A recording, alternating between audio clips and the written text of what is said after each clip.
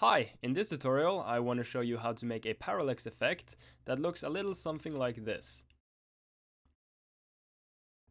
It's a very simple effect, so let's just get right into it.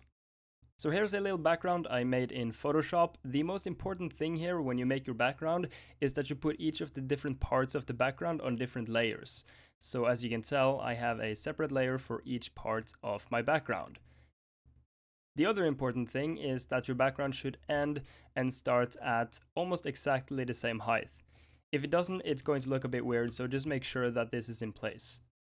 If you want to download this background and follow along the tutorial or do whatever you want to with the background, I don't really care. You can go ahead and join my Discord and then go to the tutorial section and you can download the background and also the script for this tutorial.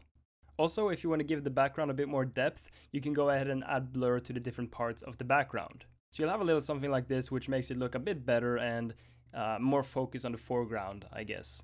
But now that we have our background, let's jump into Unity. Okay, so I have my empty project here in Unity, and the first thing I'm gonna do is go ahead and make a new folder, call it background, and in this background folder, I am going to drop in all of my background parts. Once they're done importing, what you wanna do is go to your main camera, add a new empty object, and call it background. The reason we're doing this is because we want to move the background relative to the camera. Okay, so once you've made your background game object, you want to go ahead and drag every single one of your background parts onto the background game objects. You can't really drag them all at the same time because it's going to try and make an animation, which is not what we want.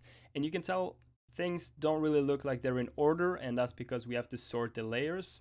So in the order, we are going to set our 0, which is the part we want in front. We're going to put that at 5, and then the part which we want behind that again, we're going to put on 4, and then 3, 2, and 1, which will put everything in the right order. Okay, so now that this is done, we have to extend the background because currently we can't really move it without it going outside of the screen. Which is a problem. So we're going to select all of our background parts, hit Ctrl D twice, and then we're going to extend them to the right and also to the left. So you want to try and match it like this, but I know that my size is 20, so I can just put that in. And I made these backgrounds in 2000 by 1000 pixels. So if your background is in that size too, then this should work for you. So I'm going to do +20 and -20, and we now have our extended background.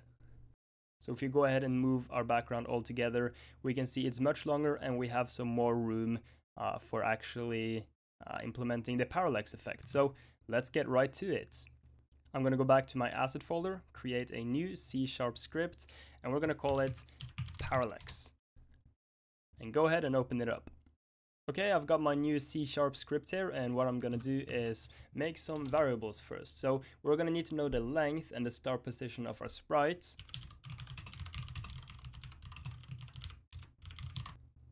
We're also going to need the camera. And finally, we're going to need a public float that will tell us how much parallax effect we're gonna apply. So let's do something like that.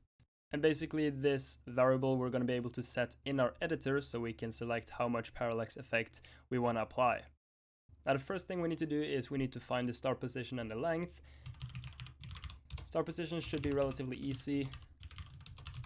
Simple as that, but for the length we need to get the sprite renderer and then find the length from there. So we're going to do length equals get component, and we're going to get the sprite renderer. We're going to do bounds.size.x, which will give us the size in x, or the length of the sprites. Now we need to make the background actually move, so we're going to go into our update.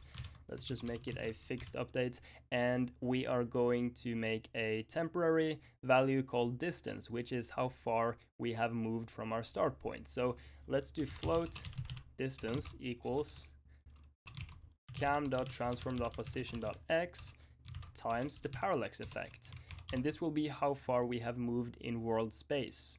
Then we're going to need to actually move the camera, so let's do transform.position equals new vector 3. And we're going to do start pause plus the distance, which is how far we've traveled, and we're going to do transform.position.y, transform.position.c. And now if we go into Unity, oh, and we also need to move these to their corresponding layers. So 0 goes to 0, 1 goes to 1, and you get the idea. Okay, so with that done, we're going to go ahead and apply the parallax effect to all of them and drag the camera onto the cam. And now we can go ahead and set the parallax effect. So for the part all the way in the front, we're going to have a parallax effect of 0, which means it's going to move as if we're moving the camera past the foreground. The second part is going to have a bit more parallax effect, so maybe 0.3, then we can do 0.5 and 0.7. And then for the final background, which is just basically white and a bit yellow, we're going to put 1, which means it's going to follow the camera and look as if it stands completely still. So if we try and play this now, it's going to look a little something like this. So we move the camera and you can tell that it looks really good and the different parts are moving at different speeds. But if we move outside of bounds, you're going to see the background stops because we haven't made it so the background repeats itself yet. So we need to go back into C# and fix this. Luckily for us, this is a pretty simple fix, so let's do float temp. This is going to be how far we've moved relative to the camera. So let's do cam.transform.position.x times 1 minus the parallax effect. The reason we need 1 minus parallax effect is because, again, it's relative to the camera. Now all we need to do is make a simple if statement. So if temp is larger than the start pause plus the length, we're going to do start pause plus equals length. Else, if temp is less than start pause minus length, we're going to do start pause minus equals length. And that concludes the script. If you go back into Unity now, and we try and play, and we go ahead and move our camera, you're going to see that the background will keep repeating itself no matter how far you move. So if we go ahead and look in the editor window, you can see that when we reach the end, it's going to repeat itself, and it just continues repeating infinitely. So that concludes this tutorial. I hope you guys found this helpful. You can make some really cool effects with this. And if you did find it helpful, make sure to hit the like button, possibly subscribe if you're feeling funky, and I will hopefully see you guys in the next video.